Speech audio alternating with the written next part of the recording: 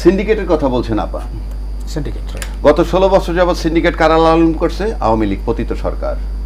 মুন্সি সাহেব, উনি টিপু মুন্সি, উনি বলতেন যে সিন্ডিকেট আমরা কিছু করতে পারতেছি না, পরিষ্কার বলছেন।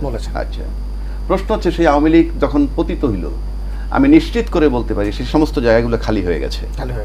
চাঁদাবাজি বলেন, সিন্ডিকেট বলেন, কিন্তু সেই শূন্যস্থান পূরণ করেছে কারা? This is my question. খালি নাই, পূরণ করেছে কারা? যারা শক্তিধর নিশ্চয় তার। আমার তো দরকার নাই তো, যারা পূরণ করেছে তাদের কাছে দেশ নিরাপদ কিনা। সিম্পল, আপনি একবার বুঝানেন কারা সিন্ডিকেট। 2 আসেন আইন শৃঙ্খলা বাহিনী। 2টা কারণে সক্রিয় হবে আইন শৃঙ্খলা বাহিনী। Number 1, if Yunus is removed, কালকে ইউনুস সাহেব ধাক্কা দা বাইর করে দেন, রাজ্জাকিরে বসান, সমস্ত প্রশাসন নামবে, আরামসে কাজ করবে। তাহলে কি আমি বেশি যোগ্য? নো, আমাকে ভর্তা বানাইতে পারবে প্রশাসন। এই জন্যে ইউনুস সাহেবের লোম টাচ করতে পারতেছে না কেউ। বাংলাদেশে ইউনুস সাহেবের লোম টাচ করার